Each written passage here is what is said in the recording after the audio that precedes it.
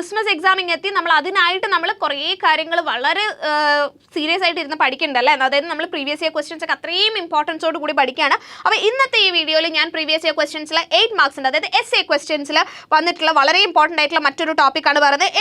ഏറ്റവും കൂടുതൽ ചോദിക്കുന്നതാണ്, നിങ്ങൾക്ക് തന്നെ കേൾക്കുമ്പോൾ തന്നെ ആ ടോപ്പിക് അറിയാം, ഇതെന്തായാലും ക്വസ്റ്റ്യൻ വരുന്നത് അല്ലേ. അപ്പം അങ്ങനെ ഒരു ടോപ്പിക്കാണ് നമ്മളിവിടെ ഡിസ്കസ് ചെയ്യുന്നത്. എന്താണ് ഇതിൽ പല രീതിയിൽ ക്വസ്റ്റ്യൻസ് വന്നിട്ടുണ്ട് ഓരോ ഇയറിലും. ഇപ്പോൾ 2017, 2022, 2023 ഒക്കെ അടുപ്പിച്ച് ചോദിച്ചിട്ടുള്ള ക്വസ്റ്റ്യൻ ആണ്. അതും essay ആയിട്ട് തന്നെ. അതെന്താണ് ക്വസ്റ്റ്യൻ എങ്ങനെയാണ്? Write down the steps of measuring national income by using value added method and income method. അപ്പോൾ മോസ്റ്റ്ലി നിങ്ങൾക്ക് ഏറ്റവും കൂടുതൽ value added method and income മെത്തേഡിനെ ഫോക്കസ് ചെയ്തിട്ടായിരിക്കും ക്വസ്റ്റ്യൻ വരാം. എക്സ്പെൻഡിച്ചർ മെത്തേഡും കൂടെ എഴുതാനായിട്ട് പറയുമെന്ന് വെച്ചാൽ പറഞ്ഞേക്കാം. പക്ഷേ മോസ്റ്റ്ലി ഈ രണ്ടെണ്ണത്തിൽ ഭയങ്കരമായിട്ടുള്ളൊരു ഫോക്കസ് എപ്പോഴും നമ്മുടെ എക്സാം ക്വസ്റ്റ്യൻസ് ഇടുന്ന ആൾക്കാർ കൊടുക്കാറുണ്ട് എന്നുള്ളതാണ്. പിന്നെ നെക്സ്റ്റ് ഇയർ 2022 എന്താണ് ജസ്റ്റ് ഡയറക്റ്റ് ആയിട്ട് അങ്ങ് സെയിം സാധനം പറഞ്ഞതാണ്. National income by value added method and income method direct ആണ്. ഇത് എല്ലാത്തിലും ഡയറക്റ്റ് ക്വസ്റ്റ്യൻസ് ആണ്. പിന്നെ എന്താണ് ഇവിടെ പറഞ്ഞേക്കുന്നത്? നാഷണൽ ഇൻകം എങ്ങനെയാണ് ഈ പറയുന്നത്? ഇതേ സെയിം സാധനം, സെയിം സെൻറ്റൻസിനെ പല രീതിയിൽ അങ്ങ് അവതരിപ്പിച്ചു എന്നേ ഉള്ളൂ. അപ്പോൾ ഇതിൽ നമുക്ക് മെഷർമെൻറ്റ് ഓഫ് നാഷണൽ ഇൻകം എന്ന് പറയുമ്പോൾ ഈ പറഞ്ഞതുപോലെ നമുക്ക് 3 മെത്തേഡ്സ് വരുന്നുണ്ട്. വാല്യൂ ആഡഡ് മെത്തേഡിനെ നമ്മൾ പ്രോഡക്റ്റ് മെത്തേഡ് എന്ന് കൂടി പറയും. അതൊന്നും മറന്നു പോകരുത്, കാരണം ഇതൊക്കെ നിങ്ങൾക്ക് 1 മാർക്കിനൊക്കെ അവിടെയും ഇവിടെയൊക്കെ എന്തെങ്കിലുമൊക്കെ ചോദിച്ചു കഴിഞ്ഞാൽ കൺഫ്യൂസിങ് ആവരുത്. പിന്നെ എന്താണ് ഇൻകം മെത്തേഡ് വരുന്നുണ്ട്, എക്സ്പെൻഡിച്ചർ മെത്തേഡ് വരുന്നുണ്ട്. വാല്യൂ ആഡഡ് മെത്തേഡ് അഥവാ പ്രോഡക്റ്റ് മെത്തേഡ് എന്ന് പറയുന്നത് എന്താണെന്ന് നിങ്ങൾ ആദ്യം എക്സ്പ്ലെയിൻ ചെയ്ത് കൊടുക്കണം. അപ്പോൾ നിങ്ങൾ ആദ്യം ഒന്ന് നാഷണൽ ഇൻകം എന്താണെന്ന് ജസ്റ്റ് ഒരു എക്സ്പ്ലനേഷൻ കൊടുക്കുക, എന്താണ് നാഷണൽ ഇൻകം എന്നുള്ളത്. അതിനുശേഷം നിങ്ങൾ ഈ 3 മെത്തേഡ്സ് മെൻഷൻ ചെയ്യുക, എന്നിട്ട് ഓരോ മെത്തേഡും എടുത്തൊന്ന് എക്സ്പ്ലെയിൻ ചെയ്യുക. അപ്പോൾ ആദ്യത്തത് product method or value added method എടുക്കുമ്പോൾ ഇവിടെ നമ്മൾ നാഷണൽ ഇൻകം മെഷർ ചെയ്യുമ്പോൾ എന്താ ചെയ്യുന്നത്?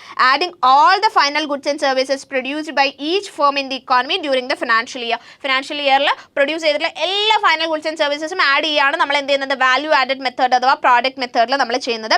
പിന്നെ ഇതിൻ്റെ അകത്ത് 1 മാർക്ക് അല്ലെങ്കിൽ 2 മാർക്സിന് വരാൻ സാധ്യതയുള്ള ഒരു ഏരിയയാണ് ഇവിടെ പറയുന്നത് ഈ പ്രോബ്ലം ഓഫ് ഡബിൾ കൗണ്ടിങ് എന്ന് പറയുന്നത്. ഈ വാല്യൂ ആഡഡ് മെത്തേഡിൽ ഫേസ് ചെയ്യുന്ന ഒരു കാര്യം എന്ന് പറഞ്ഞാൽ പ്രോബ്ലം ഓഫ് ഡബിൾ കൗണ്ടിങ് ആണ്. എന്താണെന്ന് വെച്ച് കഴിഞ്ഞാൽ the value of goods and services are added more than once in the calculation of national income.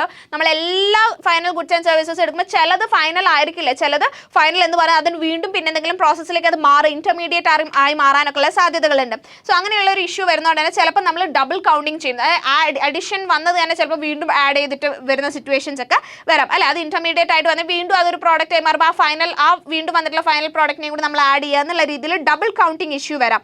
So ഈ ഒരു ഡബിൾ കൗണ്ടിങ് ഇഷ്യൂ ഒഴിവാക്കാനാണ് നമുക്ക് ഈ ഒരു വാല്യൂ ആഡഡ് മെത്തേഡ് നമ്മൾ യൂസ് ചെയ്തത്. അപ്പോൾ വാല്യൂ ആഡഡ് മെത്തേഡിൽ നമ്മൾ actually value added or gross value added എന്നുള്ളതാണ് നമ്മൾ എടുക്കുന്നത്. അതായത് difference between value of output and intermediate consumption. ഈ പറഞ്ഞ നമ്മുടെ പ്രശ്നക്കാരൻ ആരാണ്? നമ്മുടെ പ്രശ്നക്കാരൻ എന്ന് പറയുന്നത് ഇന്റർമീഡിയറ്റ് കൺസംഷൻ ആണ് നമ്മുടെ പ്രശ്നക്കാരൻ. ആളെ നമ്മൾ ലെസ് ചെയ്തിട്ട് എടുക്കുന്നതാണ് ഈ വാല്യൂ ആഡഡ് മെത്തേഡിൽ നമ്മൾ നാഷണൽ ഇൻകം മെഷർ ചെയ്യാനായിട്ട് എടുക്കുന്നത്. അപ്പോൾ വാല്യൂ ആഡഡ് മെത്തേഡ് എന്ന് പറയുമ്പോൾ ഫസ്റ്റ് സ്റ്റെപ്പിൽ നമ്മൾ ചെയ്യുന്നത് finding the value of outputs of the firm's, അതായത് ഡിഫറെൻറ്റ് ഫേംസിൻ്റെ ഔട്ട്പുട്ട് ഫൈൻഡ് ഔട്ട് ചെയ്യുക. ദെൻ സ്റ്റെപ്പ് 2ലേക്ക് വരുമ്പോൾ ഈ വാല്യൂ ആഡഡ് എത്രയാണ് എന്ന് അതിൽ നിന്ന് കണ്ടുപിടിക്കുക, അതായത് ഇന്റർമീഡിയറ്റ് ഗുഡ്സ് ഒഴിവാക്കിയതിന് ശേഷമുള്ളത്. ആൻഡ് ദെൻ സ്റ്റെപ്പ് 3ലേക്ക് വരുമ്പോൾ ഈ പറയുന്ന വാല്യൂ ആഡഡ് ഏതാണെന്ന് കണ്ടുപിടിച്ചാൽ ആ വാല്യൂ ആഡഡ് എല്ലാം കൂടെ ഒരുമിച്ച് ചേർത്ത് ആഡ് ചെയ്തെടുക്കുക എന്നുള്ളത്. GVA1, GVA2, GVA3 എന്ന് പറഞ്ഞിട്ട് എത്രയാണുള്ളത് അതെല്ലാം കൂടി ആഡ് ചെയ്താൽ നമുക്ക് കിട്ടുന്ന എന്തായി?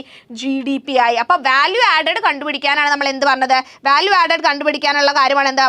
Value of output minus value of intermediate consumption നമ്മൾ ചെയ്യുന്നത്. അഥവാ അത് അങ്ങനെ അല്ലെങ്കിലും നമുക്ക് എന്ത് ചെയ്യാം? ഇങ്ങനെയും ചെയ്യാം. മാർക്കറ്റ് പ്രൈസിൻ്റെ ക്വാണ്ടിറ്റി മാത്രം ചെയ്താൽ മതി. ഡയറക്റ്റ് മാർക്കറ്റ് പ്രൈസിൻ്റെ ക്വാണ്ടിറ്റി ചെയ്തിട്ടും എടുക്കാം നമുക്ക്.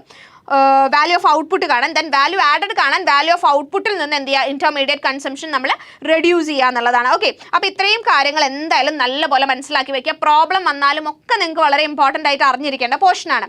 ദെൻ ഇൻകം മെത്തേഡിലേക്ക് വരുന്ന സമയത്ത് ഇവിടെ നമ്മൾ കാൽക്കുലേറ്റ് ചെയ്യുന്നത് adding together all the factor income received by owners of factors of production. Different factors of production എടുക്കുമ്പോൾ അതിൻ്റെ ഓണേഴ്സിന് റിസീവ് ചെയ്യുന്ന ഫാക്ടർ ഇൻകം എല്ലാം കൂടെ ചേർത്തിട്ടാണ് ഇൻകം മെത്തേഡിൽ നമ്മൾ GDP കാണുന്നത്.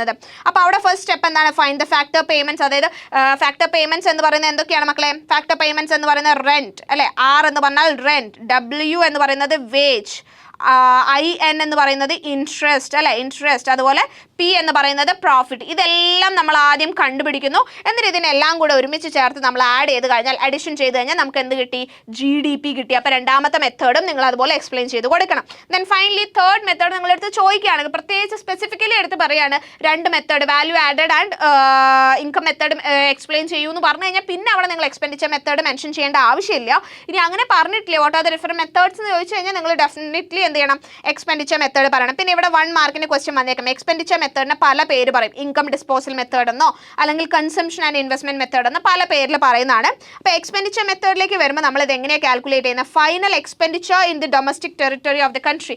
ഫൈനൽ എക്സ്പെൻഡിച്ചർ എന്തൊക്കെയാണ്, ചെലവുകൾ എന്തൊക്കെയാണെന്നുള്ളത് എടുത്തിട്ടാണ് നമ്മൾ എന്ത് ചെയ്യുന്നത്? ഇവിടെ GDP കാൽക്കുലേറ്റ് ചെയ്യുന്നത്. അപ്പോൾ ഫൈനൽ എക്സ്പെൻഡിച്ചർ എന്ന് പറയുമ്പോൾ അവിടെ എന്തൊക്കെയാണ് വരുന്നത്? കൺസംഷൻ. ഓക്കെ, എത്രത്തോളം കൺസംഷൻ നടന്നു, എത്രത്തോളം ഇൻവെസ്റ്റ്മെന്റ് നടന്നു, എത്രത്തോളം ഗവൺമെന്റിന് എക്സ്പെൻഡിച്ചേഴ്സ് ഉണ്ടായിട്ടുണ്ട്, അല്ലെ? ഗവൺമെന്റ് എക്സ്പെൻഡിച്ചേഴ്സ് ഉണ്ടായിട്ടുണ്ട്. അതുപോലെ നെറ്റ് എക്സ്പോർട്ട്, നമ്മൾ എക്സ്പോർട്ടിങ്ങും ഇമ്പോർട്ടിങ്ങും ചെയ്യുന്നുണ്ടല്ലോ. അപ്പോൾ നമ്മൾ ഒരു 10,000 രൂപയ്ക്കുള്ള ഗുഡ്സ് എക്സ്പോർട്ട് ചെയ്തു, പക്ഷേ 15,000 രൂപയ്ക്കുള്ള ഗുഡ്സ് ഇങ്ങോട്ടേക്ക് ഇമ്പോർട്ട് ചെയ്തിട്ട് ആ എക്സ്ട്രാ വന്നിട്ടുള്ള 5 നമുക്കൊരു എക്സ്പെൻഡിച്ചർ ആണ്, അല്ലേ? എക്സ്ട്രാ നമുക്ക് ഇങ്ങോട്ട് കിട്ടിയ സാധനം നമ്മൾ യൂസ് ചെയ്തില്ല, നമ്മൾ കൂടുതൽ അങ്ങോട്ട് പൈസ കൊടുക്കേണ്ടി വരുന്ന ഒരു സാഹചര്യമാണ് അവിടെ വരുന്നത്. അപ്പം അതാണ് നെറ്റ് എക്സ്പോർട്സും കൂടി ഇവിടെ എടുക്കുന്നത്. ഇപ്പം ഈ പറയുന്ന C+I+G+X -M എന്നുള്ളതാണ് എന്ത്? നമ്മുടെ GDP കാൽക്കുലേറ്റ് ചെയ്യാനായിട്ട് നമ്മളിവിടെ യൂസ് ചെയ്യുന്ന മെത്തേഡ്, ലൈക്ക് ഫോർമുല എന്ന് പറയുന്നത്. ഓക്കെ, അപ്പോൾ ഡെഫിനറ്റ്ലി നിങ്ങൾ ഇത് വളരെ ഇമ്പോർട്ടൻസ് കൊടുത്ത് പഠിക്കേണ്ട ഒരു ടോപ്പിക്കാണ്. ഈ ടോപ്പിക്കിൽ നിന്ന് ഡെഫിനറ്റ്ലി ക്വസ്റ്റ്യൻ ഉണ്ടായിരിക്കും. 101% ക്വസ്റ്റ്യൻ ഉണ്ടായിരിക്കും. ആൻഡ് അത് മോസ്റ്റ്ലി അതൊരു 8 മാർക്സിൻ്റെ എസ്സേ ആവാം, അതല്ലെങ്കിൽ അത് 5 or 4 മാർക്സിൻ്റെ രീതിയിലേക്ക് മാറാനായിട്ട് സാധ്യതയുണ്ട്. ഇതൊന്നും അല്ലെങ്കിൽ ചെറിയ ക്വസ്റ്റ്യൻ 2 മാർക്സ് അല്ലെങ്കിൽ 3 മാർക്സിന് നിങ്ങൾ GDP കാൽക്കുലേറ്റ് ചെയ്യാൻ പറയുന്ന രീതിയിൽ ഡയറക്റ്റ് ക്വസ്റ്റ്യൻസ് ചെറിയ വാല്യൂസ് ഒക്കെ വെച്ചിട്ട് പ്രോബ്ലം പോലെയും തരാം. നമ്മൾ പ്രോബ്ലം സോൾവിങ് ക്വസ്റ്റ്യൻസും നമുക്ക് ചെയ്യാം കേട്ടോ. ഓക്കെ, സോ എല്ലാവരും ഇത് നല്ലപോലെ പഠിച്ചു വെക്കുക. അപ്പോൾ എല്ലാവർക്കും മനസ്സിലായാലോ, എക്സാമിന് അത്രയും ഇമ്പോർട്ടൻ്റ് ആയിട്ടുള്ള ടോപ്പിക്സ് ആണ് നമ്മൾ ഡിസ്കസ് ചെയ്യുന്നത്. പ്രീവിയസ് ഇയർ ക്വസ്റ്റ്യൻസ് മാത്രം നമ്മൾ അത്രയും ഡീറ്റെയിൽഡ് ആയിട്ട് നമ്മൾ നോക്കുന്നുണ്ട്.